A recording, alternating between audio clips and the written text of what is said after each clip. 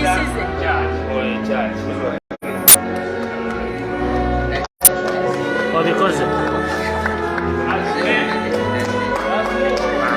okay, first move.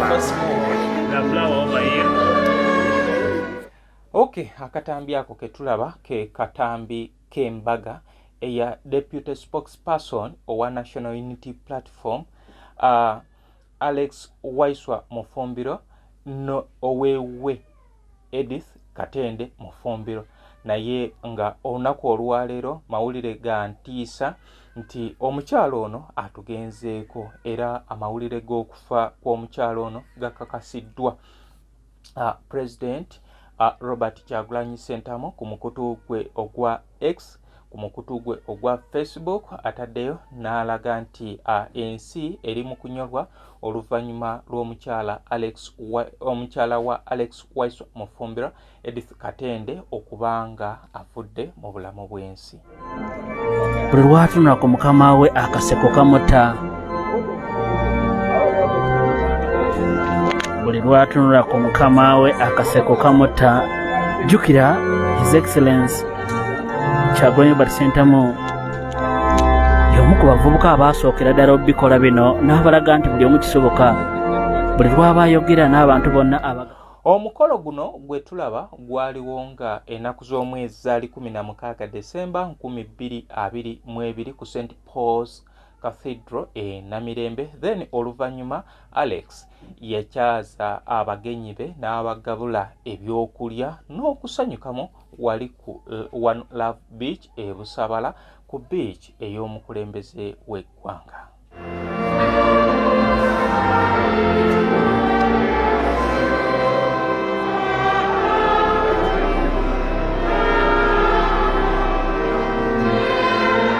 Kale bwekityo amawulire gano wegagenze okujjira wegagwiriddewo nga Deputy Spokesperson Alex taliiwo ali mu kkomera oluvannyuma lw'okuba nti yakwatibwa ennaku z'omwezi nga 11 omwezi ogwa Septemba omwaka oguwedde. Omwaka ogwo oguwedde ku misango egiryawo egyefaananyizo okubeera emijweteke kubanga tetufunanga clear statement ku ki kyennyini kye bamuvunaana. Leero kino enkya kiri juzi kiri. Kale yembeera bwe tutyo amawulire ago weggalabise. Kale ebisingawo byonna bigenda kubeera nga bitegeerebwa mu mawulire gaffe agagenda okuddako mu nteekateeka era jjukira nti wetwali mu kubeera nga tunoonya akalulu Waiswa teyaliiwo. Mutowe Kato ye yakola ku nteekateeka ezo. Ono si yasoose okubeera nga afa naye nga bbaawe taliiwo.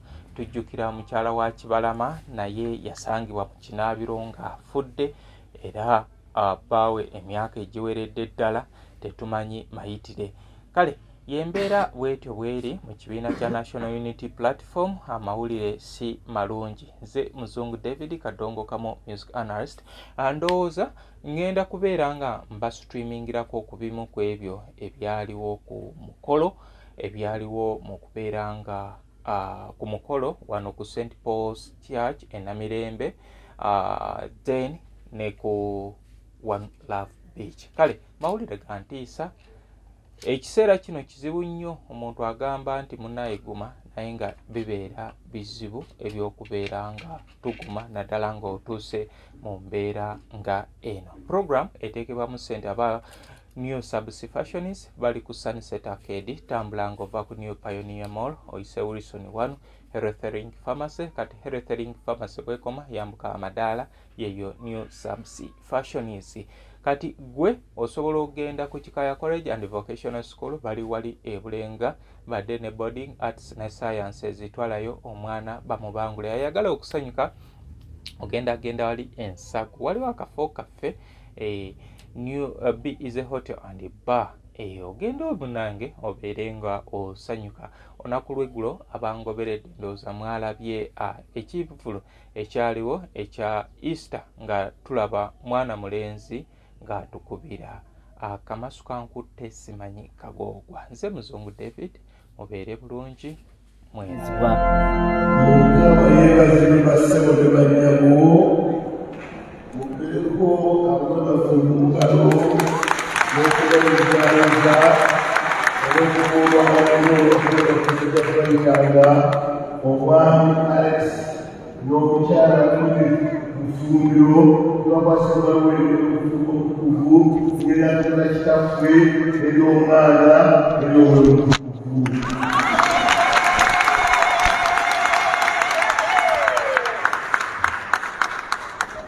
Waiso ayina muganda we bw'otegendereza onoonya anaawasizza. Ayina muganda we bafaananira ddala balongo. President is smiling, is taking a selfie.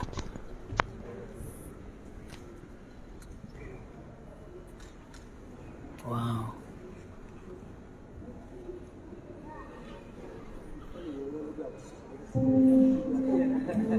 President akubye mutabani we ekifaananyi. It takes time okulaba president ng'aggyayo essimu ye. Akikoze omukolo gwetabiddwako ab'ebitiibwa bangi.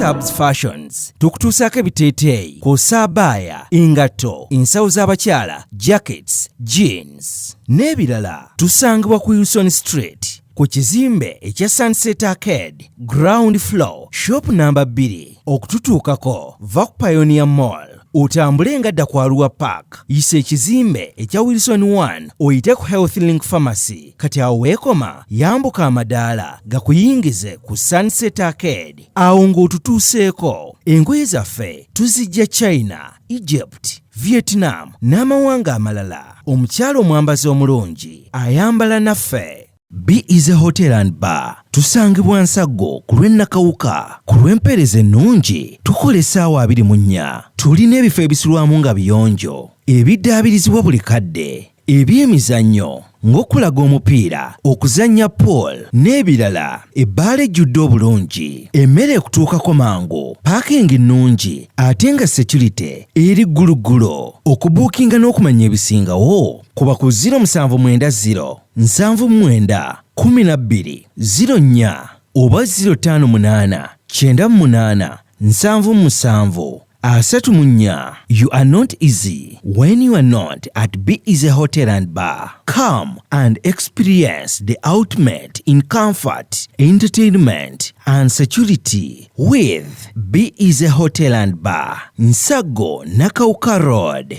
New Subs Fashions tukutuusaako ebiteeteeyi kw'ossa abaya, engatto, ensawo z'abakyala, jackets, jeans n'ebirala. Tusangibwa ku Wilson Street ku kizimbe ekya Sunset Arcade ground floor shop number 2. Okututuukako va ku Pioneer Mall otambule ngadda ku Arua Park, yisa ekizimbe ekya Wilson 1 oyite ku Health Link Pharmacy. Kati awo weekoma yambuka amadaala gakuyingize ku Sunset Arcade. Awo ng'otutuuseeko engoye zaffe tuzijja China, Egypt, Vietnam n'amawanga amalala. Omukyala omwambazi omulungi ayambala naffe.